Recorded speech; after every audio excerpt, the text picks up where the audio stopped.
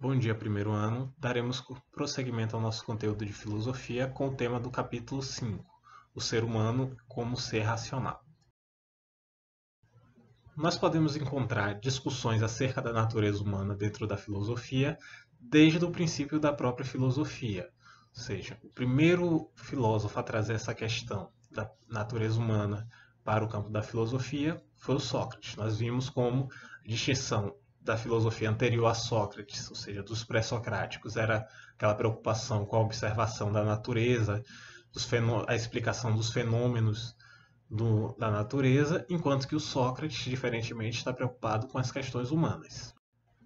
O Sócrates enxerga a filosofia como uma ferramenta de autoconhecimento do ser humano, ou seja, que o foco da filosofia não deve ser tanto conhecer o mundo natural, mas sim conhecer aquilo que compõe o próprio ser humano. E o Sócrates vai dizer que é no próprio ser humano que nós podemos buscar a verdade. Agora, como nós vimos, como é que a busca da verdade acontece de acordo com Sócrates? Acontece através do diálogo. Ou seja, o que torna o ser humano capaz de encontrar a verdade é a capacidade dele de questionar, de perguntar. Só que não é somente questionar. Da mesma forma que ele questiona, ele pode encontrar respostas. Ou seja, o ser humano é capaz racionalmente tanto de questionar como de encontrar respostas para estas perguntas. O discípulo de Sócrates, por sua vez, o Platão, ele vai ter uma visão dualista da natureza humana. Ele vai incluir, lembrando aí que o Platão ele faz uma divisão entre o mundo das ideias e o mundo dos sentidos. Para o Platão, aquilo que a gente conhece através dos nossos sentidos não é verdadeiro, é somente um reflexo imperfeito do que seria a verdade. E essa verdade para o Platão só é conhecida no mundo das ideias. E a única forma da gente alcançar esse mundo das ideias é através da nossa razão, da nossa consciência. Então, o Platão faz a seguinte distinção: através do nosso corpo, da nossa matéria física, nós teríamos acesso ao mundo dos sentidos, ao mundo sensível, que seria, novamente, esse mundo imperfeito, esse mundo que é somente um reflexo do verdadeiro mundo, que seria o mundo das ideias. Ao passo que, com a nossa alma, que é como o Platão identifica a nossa consciência, nós seríamos capazes de encontrar a verdade. Através da nossa consciência, da nossa alma racional, é que o ser humano seria capaz de encontrar a verdade.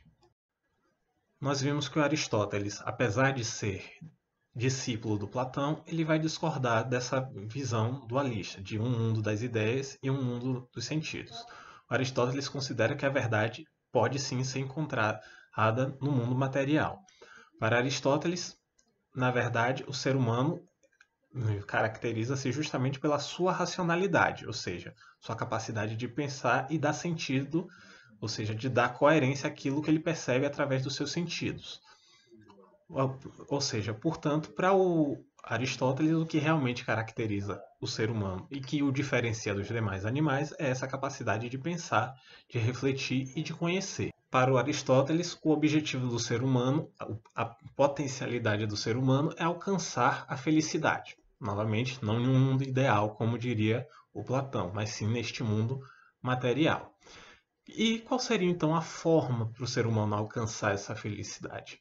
Para Aristóteles, é necessário que o ser humano viva em comunidade, porque para o Aristóteles o ser humano é um animal político, ou seja, ele somente pode realizar seu potencial em uma comunidade, ou seja, com outros seres humanos. E da mesma forma, para o Aristóteles, o ser humano, para alcançar a felicidade, ele precisa de um ato, de um movimento que seria o comportamento ético, ou seja, ele tem de levar uma vida virtuosa.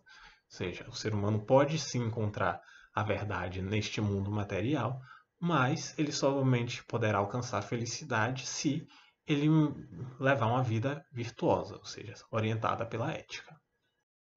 E aí é que tá. O que permite o ser humano agir de forma ética é justamente o seu discernimento, a sua capacidade de pensar, de raciocinar e de decidir o que é melhor e o que realmente irá levá-lo a esse caminho da felicidade.